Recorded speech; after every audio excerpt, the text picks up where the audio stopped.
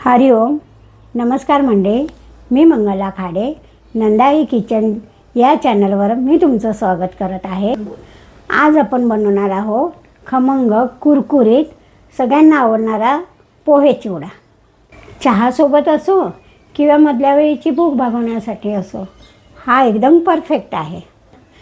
मला तर चहासोबत आवडतो. तुम्हाला कशासोबत आवडतो ते तुम्ही कमेंट बॉक्समध्ये लिहून पाठवा.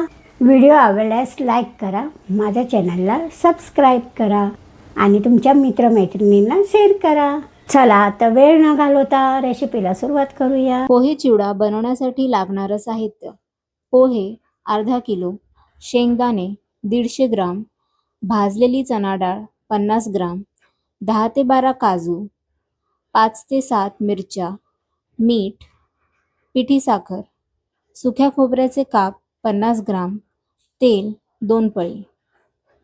सर्वप्रथम आपण पोहे चाळून साफ करून घ्यायचे आहेत. मग ते मीडियम गॅसवर भाजून घ्यायचे आहेत. पोहे भाजले गेले आहेत की नाही ते चेक करण्यासाठी तुम्ही पोहे 2 बोटांमध्ये घेऊन थोडे दाबून बघा. पोहे तुटले की समजायचं की ते चांगले भाजले गेले आहेत. पोहे भाजून झाले की एका कढईमध्ये तेल तापवून घ्यायचं आहे.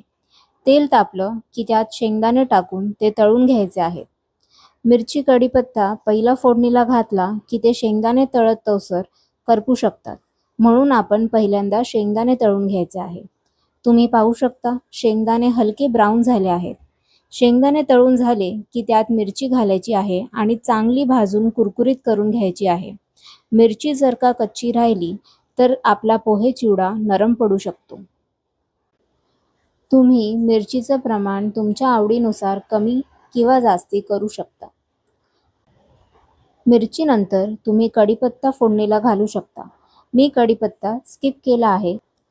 मग त्यात खोबऱ्याचे काप घालायचे आणि छान गोल्डन होतोवर भाजून घ्यायचे आहेत.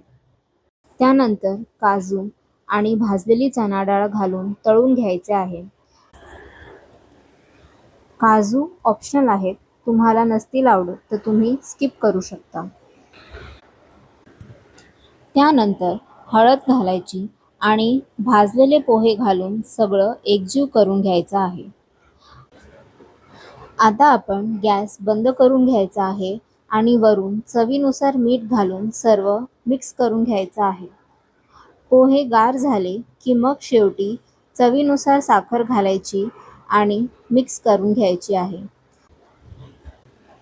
चिवडा गरम असताना साखर घातली तर तो नरम पडू शकतो, कारण साखरेला पाणी सुटतं. साखर घालणं ऑप्शनल आहे. जर तुम्हाला चिवडा तिखट आवडत असेल तर तुम्ही साखर स्किप करू शकता. हा झाला आपला पोहे चिवडा तयार. कशी वाटली तुम्हाला आजची आमची रेसिपी ते कमेंट करून नक्कीच सांगा. अशाच सोप्या रेसिपींसाठी नंदाई किचनला लाईक, शेअर आणि सबस्क्राईब करायला विसरू नका. पुन्हा भेटूया अशाच एका नवीन रेसिपीसोबत. धन्यवाद.